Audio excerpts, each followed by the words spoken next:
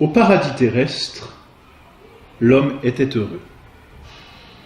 De par l'harmonie de sa nature humaine, de par ses dons surnaturels que sont la grâce et les vertus, que Dieu lui avait donnés gratuitement et très généreusement, et de par ces 4 dons préternaturels dont nous avons parlé la dernière fois, science infuse, intégrité, impassibilité, immortalité, qui donnaient à leur vie naturelle un apanage incroyable. Ils vivaient donc dans le paradis terrestre, chargés de l'entretenir. Il y avait dans ce paradis 2 arbres particuliers. Un premier arbre, l'arbre de vie. Arbre qui contenait des fruits qu'Adam et Ève pouvaient manger et qui entretenait en eux cette immortalité, si l'on peut dire cette jeunesse du corps.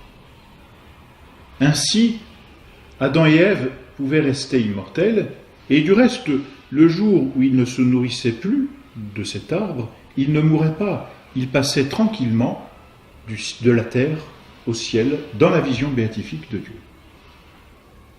Mais il y avait un deuxième arbre, l'arbre de l'épreuve, l'arbre de la science du bien et du mal. Et oui, et cet arbre, Dieu dit, vous ne mangerez pas du fruit. Cet arbre donc était le seul au paradis terrestre auprès duquel Adam et Ève ne devaient pas s'approcher pour n'en pas manger le fruit. Petite interdiction, petit commandement, et l'on dirait bien petite épreuve à laquelle furent soumis Adam et Ève. Mais épreuve aussi perpétuelle. Ça n'était pas l'épreuve d'un instant où le bon Dieu leur aurait dit pendant 1 semaine, vous ne mangerez pas du fruit de cet arbre. Non, il y a cet arbre et jamais vous ne mangerez du fruit de cet arbre. Ni vous, ni vos descendants. Sinon, et Dieu prévient, sinon vous mourrez. Cet arbre que l'on appelle l'arbre de la science du bien et du mal n'est pas un arbre qui donne une certaine connaissance. N'allons pas croire que Dieu a privé Adam et Ève d'une certaine connaissance. Pas du tout.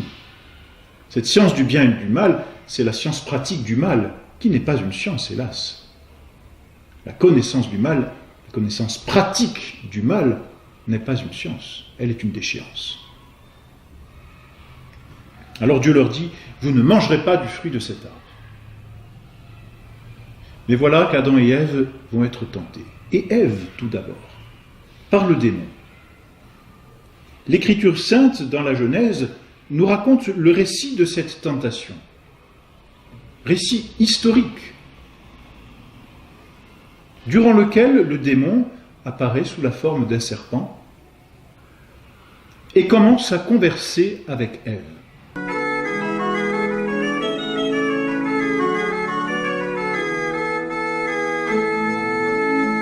Pourquoi, dit-il, pourquoi Dieu ne vous a-t-il pas permis de manger du fruit de tous les arbres de ce jardin? La femme répond, nous mangeons de tous les fruits du paradis.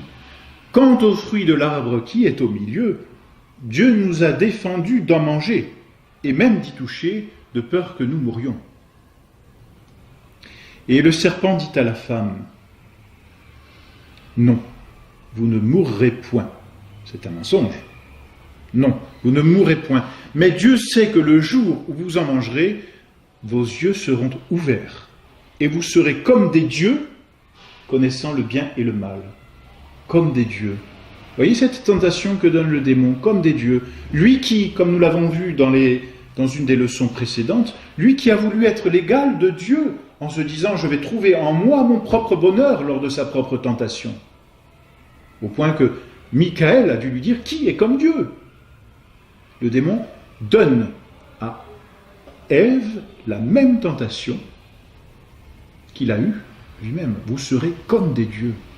Et d'ailleurs, n'est-ce pas cette tentation que l'on observe finalement dans toute l'histoire de l'humanité, ce désir d'être comme des dieux, maître total de l'univers et de la création, au point même de vouloir écarter Dieu.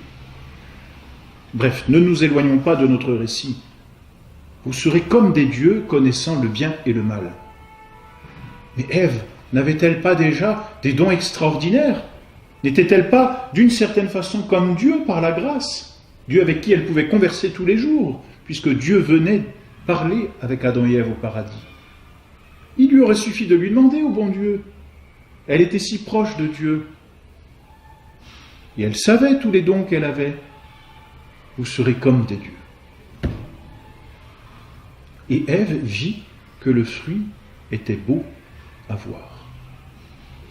Beau et agréable à la vue. Elle en cueillit, en mangea, puis en présenta à son mari qui en mangea. C'est la chute. C'est le péché. Péché parce que Adam et Ève ont désobéi à Dieu. Péché qui se caractérise certes par une désobéissance à Dieu, certes par une certaine concupiscence. Elle vit que le fruit était beau et agréable à voir, donc un mauvais désir, mais péché qui est aussi et surtout un orgueil. L'orgueil de se prétendre à l'égal de Dieu. Orgueil d'une créature qui prétend prendre le rang du Créateur. Orgueil de la créature qui croit qu'elle n'a rien reçu de son Créateur, mais peut trouver en elle toute sa vie et tout son être. Orgueil qui fut donc le péché du premier homme et de la première femme, péché que l'on appelle péché originel. Péché mortel, péché qui les a rendus aussitôt ennemis de Dieu, car ce péché est une révolte contre Dieu. Vous serez comme des dieux. Dieu sait que vous ne mourrez pas, mais que vous serez comme des dieux, connaissant le bien et le mal.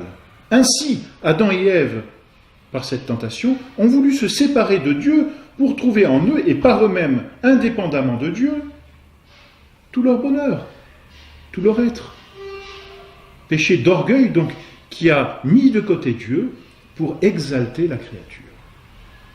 Péché mortel, parce que ce qui définit un péché mortel, et nous le reverrons, c'est l'abandon de Dieu. C'est ce qu'ont fait Adam et Ève. Vous serez comme des dieux. Ils ont cru donc qu'ils pouvaient se passer de Dieu. Et ils ont mangé du fruit. En abandonnant Dieu, ils ont aussitôt perdu l'amitié de Dieu. Et ce fut une catastrophe incroyable. Ce péché d'orgueil, auquel est joint donc encore une fois un péché de curiosité, un péché de concupiscence, un péché de désobéissance, ce péché d'orgueil a engendré en Adam et Ève des conséquences effroyables. Et oui, ils ont abandonné Dieu. Ils ont chassé Dieu, se prétendant être l'égal de Dieu. En chassant Dieu, ils ont perdu tout ce que Dieu leur avait donné gratuitement. Tous les dons gratuits ont disparu du même coup.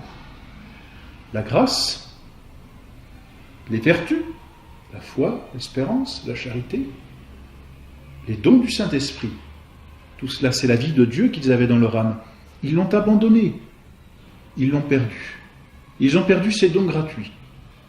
Mais du même coup, ils ont même perdu les autres dons gratuits préternaturels. C'était gratuitement donné par Dieu, généreusement et abondamment. Chassant Dieu, ils ont chassé en même temps toutes ces gratuités que Dieu offrait. L'Écriture leur dit, leurs yeux s'ouvrirent. Et ils perdirent ainsi la science infuse, ils perdirent l'intégrité, c'est-à-dire que les passions vont commencer à se révolter contre la volonté. Ils perdirent l'impassibilité et ils perdirent l'immortalité. Leurs yeux s'ouvrirent et l'Écriture souligne, ils virent qu'ils étaient nus. Bien sûr, ils se voyaient nus auparavant, mais il n'y avait aucune concupiscence auparavant. La volonté, par le don d'intégrité, mettant tout en ordre harmonieusement. Il n'y avait aucune tentation, puisque l'inférieur était ordonné au supérieur, c'est-à-dire le corps à l'âme et l'âme à Dieu. Mais désormais, ils se sont coupés de Dieu. Alors l'âme s'est retournée sur elle-même, mais l'âme s'étant coupée de Dieu, l'étage inférieur, sensible, s'est coupé de l'âme et s'est révolté aussi. Tout comme la volonté et l'intelligence se sont révoltées contre Dieu, les passions ont dit, nous aussi on va se révolter. On va se révolter contre la volonté. Et la concupiscence est née dans l'âme d'Adam et Ève, et elles virent qu'ils étaient nus. Catastrophe. Catastrophe incroyable. N'allons pas croire que si nous avions du reste été à leur place, nous aurions fait mieux. Ils avaient tous les dons possibles. Mais hélas, ils avaient aussi la liberté. Et donc ils sont tombés. C'est le péché originel. Ils ont donc été privés des dons gratuits. C'est la première chose. Mais non seulement privés des dons gratuits, ils ont été blessés. Blessés dans les puissances naturelles. Blessés, c'est-à-dire que nos puissances ou nos capacités naturelles qui sont ordonnées à un objet par une action, donc ces capacités que nous avons d'agir, ne sont plus droites et elles deviennent difficiles à exercer.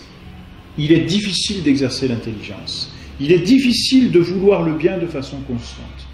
Il est difficile pour notre volonté de rectifier notre sensibilité.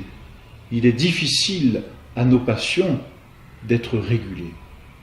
Il y a en nous comme un désordre, une espèce de tapage où toutes nos fonctions sont comme écartelées et nous avons du mal à remettre de l'ordre. C'est cela la blessure de la nature.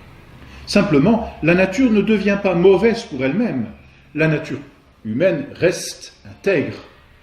L'homme garde un corps et une âme, et ce sont des dons naturels qui le définissent, nous l'avons vu, et qui restent bons en soi. C'est l'exercice qui est blessé. Vous voyez, le péché originel a comme mis une blessure dans l'âme, mais cette blessure ne rend pas l'âme mauvaise en elle-même. C'est la façon d'exercer nos activités qui engendre le mal, ou qui fait le mal. Mais ce n'est pas le fait d'avoir une âme qui est mauvais. Voilà donc les effets du péché originel.